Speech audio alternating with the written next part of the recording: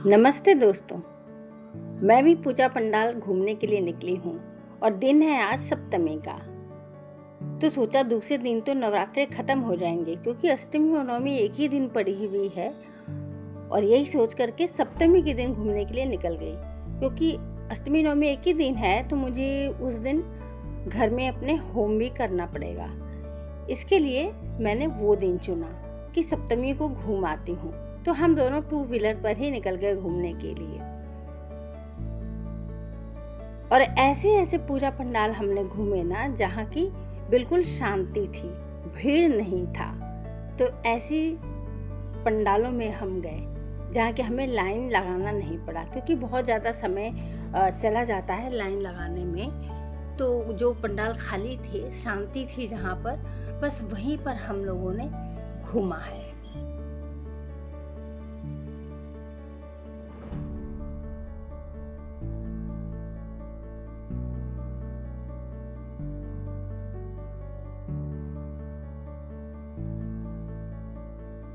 और देखिए एक से एक पूजा पंडाल, इतना ज़्यादा डेकोरेशन, बहुत ही सुंदर लग रहा था। और माँ की मूर्तियाँ तो मतलब बहुत ही सुंदर सुंदर बनी हुई थी। और कोलकाता तो पंडाल डेकोरेशन में सबसे आगे है। बहुत ही फेमस है हमारे कोलकाता का दुर्गा पूजा और यहाँ के पंडाल। तो देखते ही बन रहा था, बहुत ही खूबसूरत ये सब पंडाल बने हुए थे। हम लोगों ने देखा और हम लोगों ने जब पंडाल घूम लिया तो अब खाना खाना था और बाहर से ही खाना खा करके जाने का प्लान बनाया। तो चले आए भिखाराम में और भिखाराम में वेज खाना ही खाएंगे इसलिए वहाँ पर आए हुए हैं क्योंकि अभी नवरात्रि ख़त्म नहीं हुए हैं। तो हम कहीं भी कुछ भी नहीं खा सकते थे क्योंकि हमें वेज खाना खाना है। तो भिखाराम में आकर के बस वेज थाली लिया और हम दोनों ने खाना खा लिया। और वेज ही खाना है क्योंकि दूसरे दिन हमें होम करना है। तो दूसरे दिन अष्टमी और नवमी एक ही दिन है तो अब आखिरी दिन है आज नवरात्रों का। तो होम की तैयारी चल रही है और पंडित जी आ चुके थे। होम की पूरी तैयारी हम लोगों ने बाज़ार करके पहले से रख लिया था, मतलब होम का सारा सामान खरीद लिया था। तो पंडित जी आ करके उस दिन होम कर लिए। और होम करना ज़रूरी होता है, जैसे कि अगर आप नवरात्रे कर रहे हैं, कलश स्थापना किया है आपने, तो होम आखिरी दिन अष्टमी या नवमी के दिन में होम कर लेना अच्छा होता है, ज़रूरी भी माना जाता है।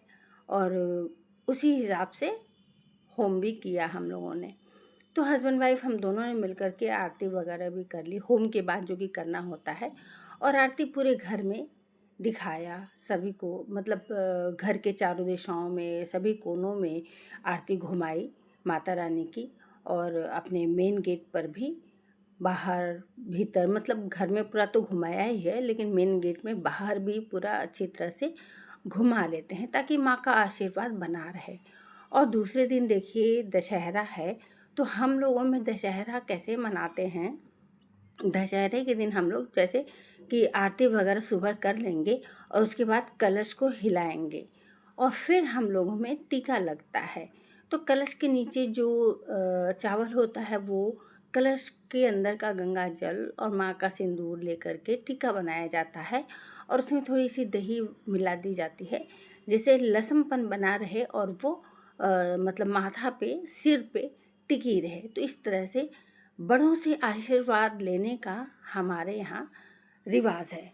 तो हम सभी छोटे जो होते हैं, अपने घर के सभी बड़े मेंबर से हम उस टीका से आशीर्वाद लेते हैं। और आज से ही हम नॉनवेज खाना भी शुरू कर सकते हैं। तो आज के दिन से, मतलब दशहरा से, हम नॉनवेज खाते हैं। और इस तरह से हमारे यहाँ आज नॉनवेज बना है कई दिनों के बाद। और वेजिटेरियन लोगों के लिए भी खाना बना हुआ है, तो कुछ बनाना बाकी भी है और सभी छोटे बड़ों से आशीर्वाद ले रहे हैं।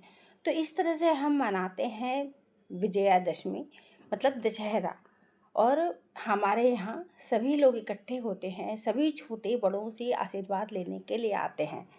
तो दोस्तों, कैसा लगा हमारा ये रीति रिवाज और हमारा दशहरा मनाने का ये तरीका। ये बहुत पहले से, पुराने समय से ये हमारा जो रस्म है, रिवाज है, ये चला आ रहा है। तो इस तरह से हमने मनाई दशहरा। आप लोग दशहरा कैसे मनाते हैं ये कमेंट में ज़रूर बताइएगा, और हमारा दशहरा मनाने का तरीका कैसा लगा दोस्तों ये भी बताइएगा। और वीडियो पसंद आई हो तो लाइक और सब्सक्राइब ज़रूर कीजिएगा। मिलती हूँ फिर अगली वीडियो में।